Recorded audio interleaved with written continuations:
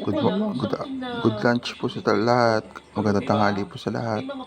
Ako po ay magla-lunch na ng tanghalian, magla-lunch po ako. Ito po ang aking ulam, ah, tokwa na may tauge na may gulay, yan po. Tauge po yung pasibol na munggo, yan po. Tsaka mga gulay, yan po. Tsaka ito, galunggong, Gigi. Tsaka sausawan, kalamansi, toyo, tsaka suka, tsaka kanin. Yan. Kain po tayo.